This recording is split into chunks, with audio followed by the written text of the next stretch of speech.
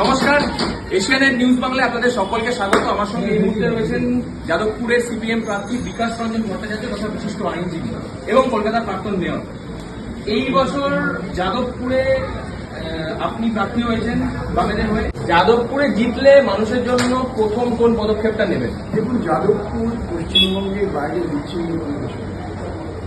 আজকে গোটা পশ্চিমবঙ্গ তথা ভারতবর্ষের যে মূল সমস্যা, সেই সমস্যা নিয়ে আমাদের লড়তে হবে। এবং এই সমস্যা থেকে মুক্তি করাবার জন্য দেখবেন যারা মেইন স্ট্রিম মিডিয়া তারা এই প্রচারটা তোলে যাদবপুরের জন্য কি করবে, আর এটা ভোট তো যাদবপুরের না, আপনি যদি দিচ্ছি মুক্ত করার জন্য কি করবে। তার মানে ওরা কি পশ্চিমবঙ্গের গোটা পশ্চিমবঙ্গ দেখেন না, মানে এক একটা কনস্টিটিউন্সি এক একটা পশ্চিমবঙ্গ। এই হচ্ছে ভোটিং করতে প্রচার মাধ্যমে কৌশল, তাতে সাধারণ মানুষ বিভ্রান্ত হয়। যাদবপুরে যদি জল না পায়, তার জন্য যে নোংরা আবর্জনা করে থাকে, নালা পরিষ্কার না হয়, তার জন্য তো পাত্র এইভাবে দিয়ে যায়। শেষ জিনিস একটা জিজ্ঞেস করবো, প্রচারে দেখলাম অনেকেই বলছেন হাইকোর্টে তো একেবারে আপনি ঘর তুলে দিয়েছেন, তৃণমূলকে একেবারে তাড়া করছেন, এরকম বহু অনেকে বলছেন সমর্থকরা। যাদবপুরে কি একেবারে তাড়া করতে নেমে পড়েছেন ফুল থেকে? দেখুন, আমি একটা কথা বলি, সেটা হচ্ছে যে রাজনীতিটা তো কুস্তির জায়গা। কুস্তির আঁকড়া কার বেশি শক্তি সেটাকে টপ করে ফেলে দিল, জয় দরকার। রাজনীতি একটা সমাজ নীতি, যেখানে মানসিক প্রস্তুতি, মানব সভ্যতার অগ্রগতি, ইতিহাস সমস্ত কিছু উপলব্ধি করে সমাধানের রাস্তা।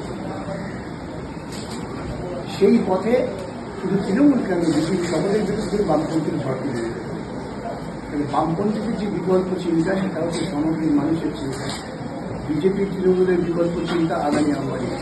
আর একটা ছোট উদাহরণ দিতে বুঝে যাবেন, যদি ইলেকট্রাল বন্ড, এটা একটা বেআইনি টাকার সূত্র। বামপন্থীরা সুপ্রিম কোর্টে মামলা করেছিল, সিবিআইএর মামলা করেছিল, অন্য এনজিও সুপ্রিম কোর্ট বলছে আনকনস্টিটিউশনাল।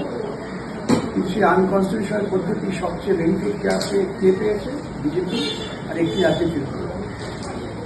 ঐক্যটার ওখানে টাকা টাকা দিচ্ছে।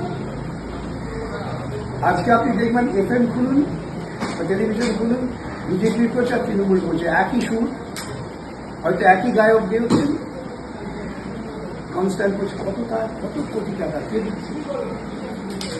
গোটা পশ্চিমবঙ্গ ঘুরে বেড়ান, দেখবেন একদিকে বিশাল হোর্ডিং মোদির ছবি, পাশে বিশাল হোর্ডিং মমতার ছবি, একই জায়গা, টাকা দিচ্ছে। আমরা তো লোকের কাছে পরিচিত কৌতনারা পাইছি, সত্যিই কৌতনারা পাইছি। আমি তার জন্য গর্বিত। আমাকে মাধ্যম বলেছিল যে আপনি কি এটা লজ্জা করেন? লজ্জা করে গর্বিত। মানুষের কাছে গিয়ে বলি যে আমরা আপনাদের জন্য এই কাজ করতে চাই, আমাদের দিন, নিজের পকেট ভর্তির জন্য। আমাদের ভিডিও ভালো লাগলে লাইক এবং শেয়ার করুন। কমেন্ট সেকশনে গিয়ে জানান আপনাদের মতামত।